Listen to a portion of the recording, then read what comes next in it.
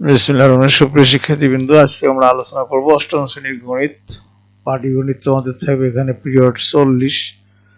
পাটিগণিতের মধ্যে বিষয়বস্তু থাকবে প্রথম অধ্যায় প্যাটার্ন স্বাভাবিক সংখ্যার প্যাটার্ন সংখ্যাকে দুইটি স্বাভাবিক সংখ্যার বর্গের সমষ্টি রূপে প্রকাশ, ম্যাজিক বর্গ, গঠন, সংখ্যা নিয়ে খেলা, জ্যামিতিক প্যাটার্ন।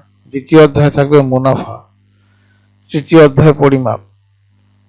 মুনাফার মধ্যে থাকবে লাভ, ক্ষতি, মুনাফা সংক্রান্ত সমস্যা, চক্রবৃদ্ধি, মুনাফা। আর তৃতীয় অধ্যায় পরিমাপে থাকবে পরিমাপ ও এককের পূর্ণতার ধারণা, মেট্রিক্স পদ্ধতিতে পরিমাপ, দৈর্ঘ্য পরিমাপের একাকাবলী, মেট্রিক ও ব্রিটিশ পরিমাপের সম্পর্ক, ওজন পরিমাপ, তরল পদার্থের আয়তন পরিমাপ, ক্ষেত্রফল পরিমাপ, আয়তন। এরপরে থাকবে তোমাদের বীজগণিত পিরিয়ড হবে এখানে 50 পিরিয়ডের মধ্যে ক্লাসটা হবে, এই সমস্ত পড়াগুলো হবে। চতুর্থ অধ্যায় থাকবে বীজগণিতিক সূত্রাবলী প্রয়োগ।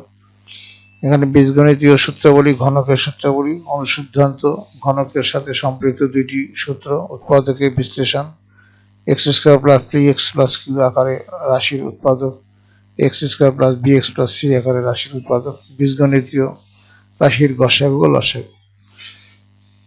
এরপর থাকবে পঞ্চম অধ্যায় বীজগণিতীয় ভগ্নাংশ। বীজগণিতীয় ভগ্নাংশ, ভগ্নাংশের লঘিষ্ঠকরণ, ভগ্নাংশকে সাধারণ হর বিশিষ্টকরণ, ভগ্নাংশের যোগ, ভগ্নাংশের বিয়োগ, ভগ্নাংশের গুণ, ভগ্নাংশের ভাগ। এরপরে ষষ্ঠ অধ্যায় থাকবে সরল সমীকরণ। সরল সমীকরণ, দুইটি চলক বিশিষ্ট একক সরল সমীকরণের সমাধান, বাস্তব ভিত্তিক সংখ্যার সমীকরণ, গঠন ও সমাধান, লেখচিত্রের সাহায্যে সরল সমীকরণের সমাধান। সপ্তম অধ্যায় থাকবে সেটের প্রকাশের পদ্ধতি, সেটের প্রকারভেদ, ভেদচিত্র, উপসেট, সার্বিক সেট, পূরক সেট, সেট প্রক্রিয়া, সেট, নিঃসেট সেট। এরপরে তোমাদের হবে জ্যামিতি। এখানে টোটাল জ্যামিতির মধ্যে 40 পিরিয়ডের মধ্যে শেষ করবে। অষ্টম অধ্যায় থাকবে চতুর্ভুজের প্রকারভেদ, চতুর্ভুজ সংক্রান্ত উপপাদ্য, চতুর্ভুজ ক্ষেত্রের ক্ষেত্রফল, ঘনবস্তু, চতুর্ভুজ অঙ্কন। এরপরে থাকবে নবম অধ্যায় পিথাগোরাসের উপপাদ্য, সমকোণী ত্রিভুজ, পিথাগোরাসের উপপাদ্য, পিথাগোরাসের উপপাদ্যের বিপরীত উপপাদ্য। এরপরে দশম অধ্যায় থাকবে বৃত্তের যা চাপ, বৃত্তের ব্যাস, পরিধি, বৃত্ত সম্পর্কীয় উপপাদ্য, বৃত্তের পরিধি, বৃত্তের অনুপাত, বৃত্তক্ষেত্রের ক্ষেত্রফল, বেলন ও সিলিন্ডার। পরিসংখ্যান শেষের অধ্যায়টা একাদশ তথ্য উপাত্ত, গণসংখ্যা, নিবেশন সারণী, লেখচিত্র, কেন্দ্রীয় প্রবণতা, গাণিতিক গড়, মধ্যক এবং প্রচুরক। এগুলো তোমাদের নির্ণয় করতে হবে এবং এগুলো হলো তোমাদের অষ্টম শ্রেণীর সারা বছরের সিলেবাস। এখন তোমাদের মানবন্টনটা নিয়ে আলোচনা করতেছি। তোমাদের মানবন্টনটা হবে পাটিগণিত হবে মোট নম্বর 26, ধারাবাহিক হবে 10, চূড়ান্ত হবে 16। বীজগণিতের মোট নম্বর হলো 34, ধারাবাহিক 14, চূড়ান্ত হবে 20। জ্যামিতি ও পরিমিতির মোট নম্বর হলো 32, ধারাবাহিক হবে 12, চূড়ান্ত হবে 20।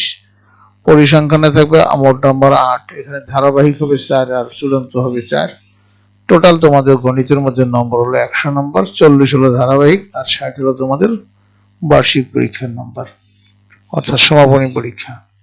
এখন ধারাবাহিক মূল্যায়ন যে পদ্ধতিটা সেটা তোমাদের এই বর্ষমধ্য পরীক্ষা হবে, এর মধ্যে 20 নম্বর, ক্লাস টেস্টে 8 নম্বর, কুইজ টেস্টে 8 নম্বর, হাজিরা আসরের মধ্যে 4 নম্বর, মোট 40 নম্বর। 8 আর 16 আসছে 20 আর 20 40। আর তোমাদের বার্ষিক পরীক্ষার যে প্রশ্নটা হবে কিরকম হবে, যে বিষয়বস্তু পাটিগণিত, বীজগণিত, জ্যামিতি, পরিমিতি, পরিসংখ্যানে 4টে ভাগ থাকবে। তো পাটিগণিতে থাকবে 60টি প্রশ্ন থাকবে, উত্তর দিতে হবে 4টি, এখানে 4 নম্বর করে থাকবে 16 নম্বর।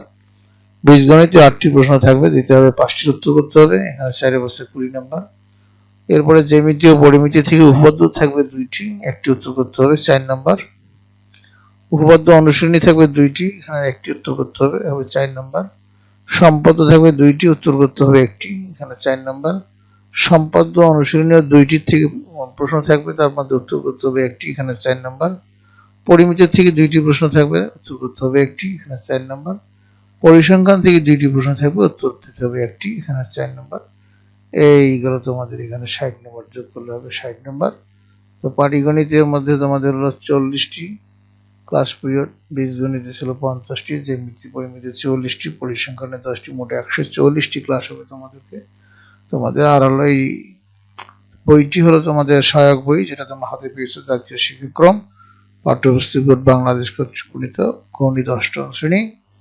এটাই হলো তোমাদের সিলেবাস এবং প্রশ্নের ধারণা। আশা করি তোমরা বুঝতে পেরেছো। পরবর্তী ক্লাসে আমি তোমাদের বিজ্ঞান নিয়ে আলোচনা করব, বিজ্ঞানের সাজেশন সিলেবাস নিয়ে আলোচনা করব। আশা করি তোমরা বুঝতে পেরেছো। তোমাদের সার্বিক মঙ্গল ও সুস্বাস্থ্য কামনা করে এখানে বিদায় নিচ্ছি। খোদা হাফেজ।